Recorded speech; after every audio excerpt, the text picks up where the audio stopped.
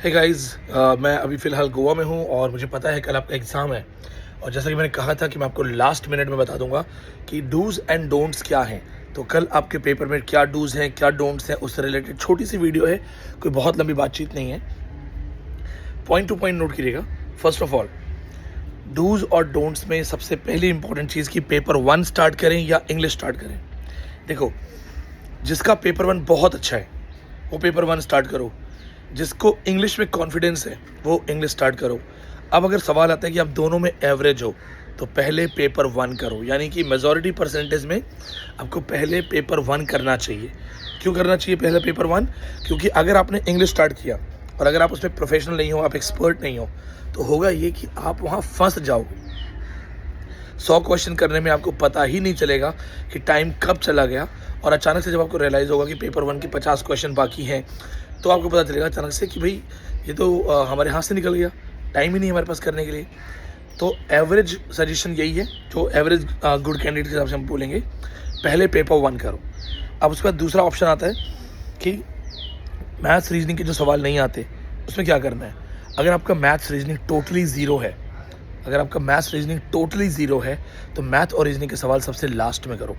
सबसे लास्ट में क्यों बोल रहा हूँ? क्योंकि जो आता है पहले वो हिट करो, ताकि टाइम का यूटिलाइजेशन हो सके और मैक्सिमम क्वेश्चन वो अटेम्प्ट जो आपको एक्चुअली आते हैं। कई बार क्या होता है कि अननेसेसरी क्वेश्चंस को अटेम्प्ट करने के चक्कर में जो मोस्ट इंपॉर्टेंट क्वेश्चंस हैं वो रह जाते हैं, और आपको लास्ट में रियलाइज़ होता है कि यार मैंने जो क्वेश्चन छोड़ दिए उनमें बहुत सारे क्वेश्चन ऐसे थे जो मुझे आते थे, मैं कर सकता था।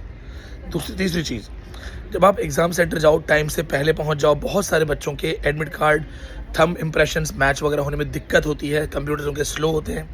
कुछ लड़कियों के हाथों में मेहंदी होती है, तो अगर आपने मेहंदी लगाई है तो आप अपने थंब इम्प्रेशंस वगैरह को जितना क्लीन कर सकते हो करो। Emergency purpose extra ID card लेके जाओ, आपका वोटर आईडी, आपका ड्राइविंग लाइसेंस, इस तरह की एक्स्ट्रा जो आपकी चीज़ें हैं वो आपको लेके जानी है।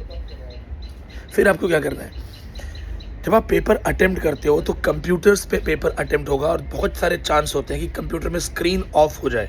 बहुत सारे सेंटर से कंप्लेंट आती है कि एग्ज़ाम हमारा 20 मिनट तक स्टार्ट नहीं हुआ। कोई बच्चा बोलेगा मेरा तो 15 मिनट पहले सबमिट हो गया। और मैं आपको बताता हूँ फ्रेंकली, यूजीसी को फ़र्क नहीं पड़ता। हम थर्ड वर्ल्ड कंट्री है, इंडिया है, और यहाँ किसी को फ़र्क नहीं पड़ता। मैंने बहुत ऐसे स्टूडेंट देखे हैं जिनके कंप्यूटर में गड़बड़ हुई, उनका पेपर ख़राब हुआ, आपके लिए कोई आवाज़ नहीं उठाएगा, कोई आपके लिए लड़ेगा नहीं, और यूजीसी को फ़र्क नहीं पड़ता। तो आप अपने कंप्यूटर्स वगैरह को ध्यान से देखें, अननेसेसरी बटन ना दबाएं, क्लिक ना करें, और फालतू में उसका जो प्लग है स्विच उसको किक ना करें। ये मैंने खुद भी गलती से कर दिया था। पैरों के जस्ट पास में होता है, जब आप बैठोगे तो पैरों के जस्ट पास में आपका स्विच होगा, तो ऐसा ना हो कि आपके पैर से टच हो जाए और आपकी स्क्रीन ऑफ हो जाए। ये मेरे साथ हो चुका है 10th नेट में।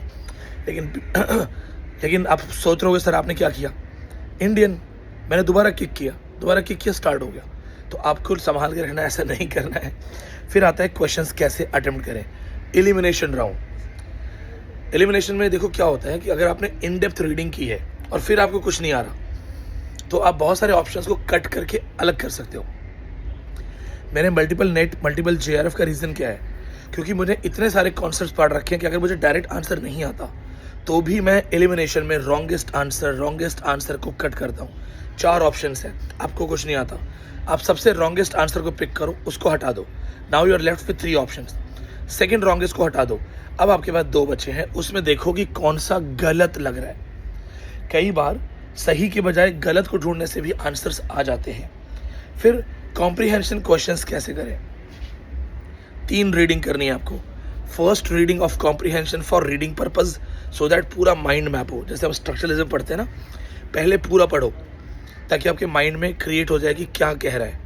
और जब आप पूरी रीडिंग करते हो तो उसमें आपको एक क्लियर आइडिया हो जाएगा कि किस तरीके का कॉम्प्रिहेंशन है, क्या कहना चाहता है। फिर सेकेंड रीडिंग करनी है आपको जल्दी।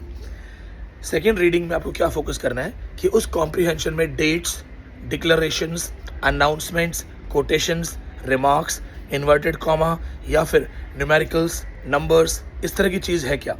फॉर एग्जांपल लिखा है 1947 में इंडिया आज़ाद हुआ, तो 1947 और इंडिया आज़ाद हुआ, इट्स अ डिक्लेरेशन। तो आपको इस तरह की चीज़ों को हाईलाइट करना है। फिर क्या करना है, फिर 5 क्वेश्चंस को पढ़ो। After second reading read the questions and then go for finding the answers. तो थर्ड रीडिंग में आपके सारे आंसर्स क्लियर हो जाएंगे। इस ट्रिक से 5 के 5 क्वेश्चंस आपके सही हो जाएंगे।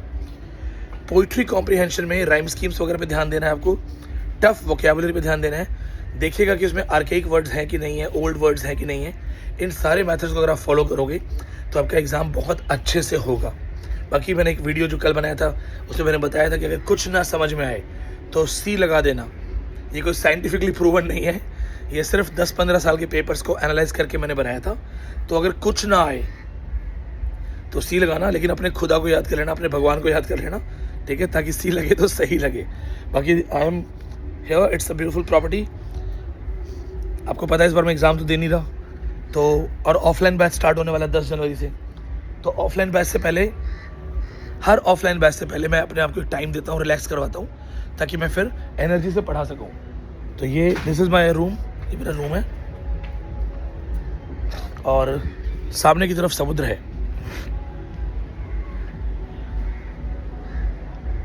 तो अभी बस after this video recording ma'am ready हो रही हैं, उसके बाद मैं जाऊंगा बाहर, और गोवा अपनी नाइट लाइफ के लिए नोन है, तो गोइंग टू एन्जॉय। कल सुबह भी आपको मेरा एक बेस्ट विशेज़ वाला मैसेज आएगा, उसको आप ज़रूर देखिएगा। और लास्ट मिनट जो चीज़ें बताई हैं ध्यान रखना। एक पॉइंट और बोल रहा हूँ लास्ट मिनट, जितना ज़्यादा हो सके घड़ी का ध्यान रखना, आपके सामने टाइम होगा, समय का ध्यान रखना, क्वेश्चंस छोड़ के मत आना।